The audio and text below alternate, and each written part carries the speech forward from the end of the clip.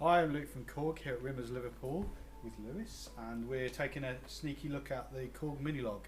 So this is a bit of a sneak preview, so let's dive in and have a look.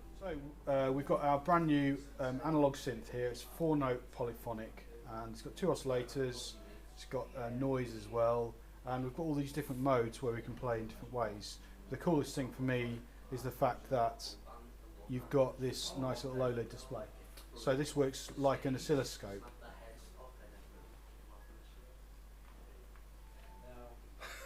I'll just go on. So the cool thing on here is you've got this LED display which works like an oscilloscope. So for instance, if I want to listen to my raw wave, like a square wave for example, you can see it on the screen. We've also got wave shaping, which means we can then change the shape of the wave. So add pulse width for example, or if we're on a triangle wave. We can add some harmonics to make a more complex waveform. Same thing with a saw wave. So you get that real kind of visual feedback about what's going on with the synth, both sonically and now visually, which is really nice. You've got your oscillator section, you've got a mixer, you've got a filter, 2-pole and 4-pole, you've got 2 envelopes, you've got your LFO section, and you've also got a delay section built in as well, which is really neat. And then you've got these different modes. So what happens here is that depending on which mode you're in, these 2 oscillators and the 4-note polyphony will be arranged in a different way. So for instance, if I go and say, let's hear a poly sound, you can have like a nice pad for example.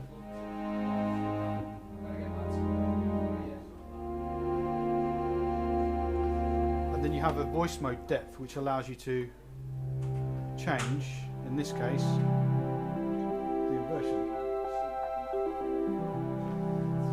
but this knob will change depending on which mode you're in. So if you're in duo mode for example, you can play up to 2 notes at once, and then this becomes the detune.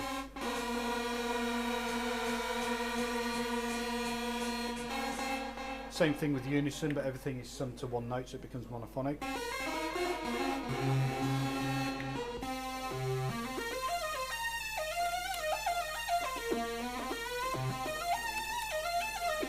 And again, this is the detune then. So if you want to get that really kind of detuned sound, you can do that, or a purer kind of sound, dial it back a bit. You've got a mono mode, which allows you to add a sub oscillator by using this voice mode depth.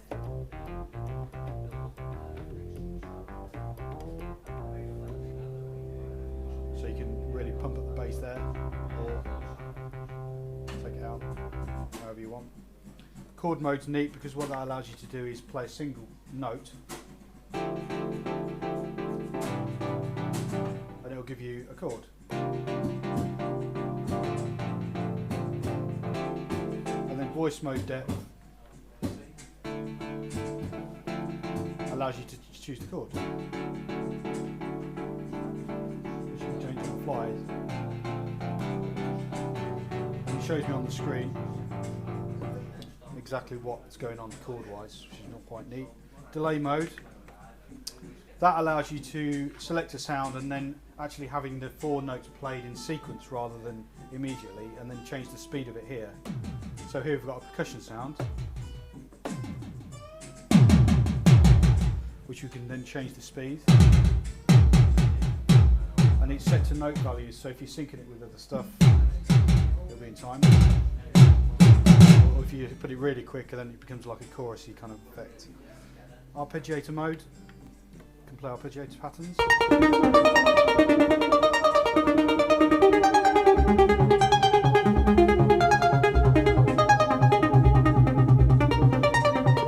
And this then becomes different patterns.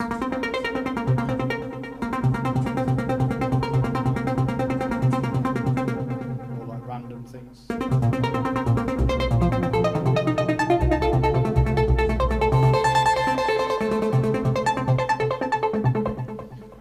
Final mode is called Sidechain, so that allows you to make it a monophonic synth, but then if you play your second note, then you can sidechain that, just like you could do in software or in some other hardware. So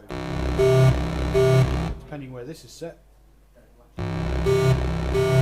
let some of the original note through, or you can bump it so it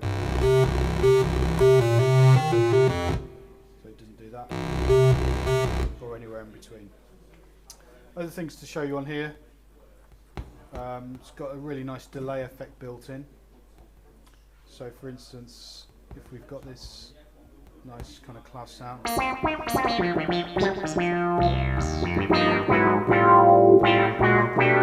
can add some delay.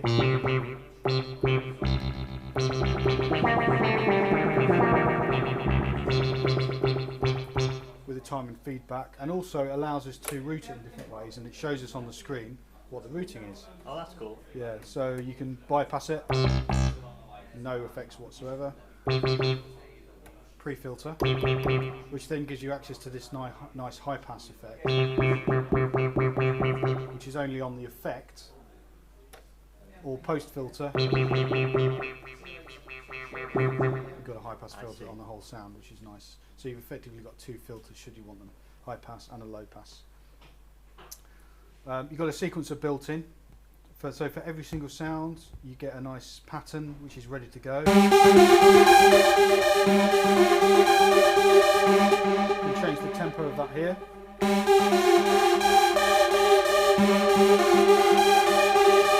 It gives you a BPM readout on the screen, and you can overdub that really easily.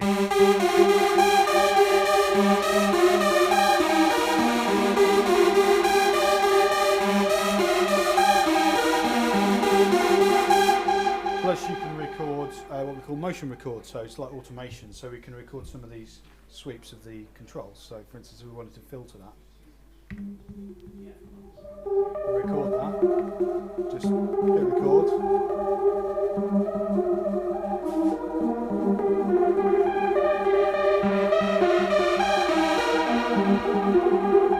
So that's now recorded that. Closing the filter.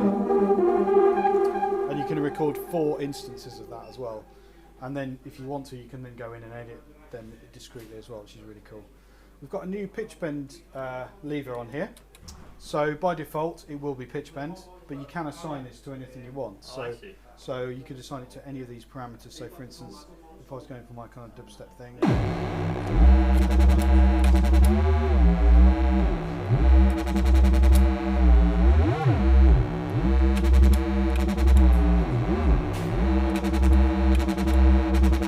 you could even use that in conjunction with a sequencer.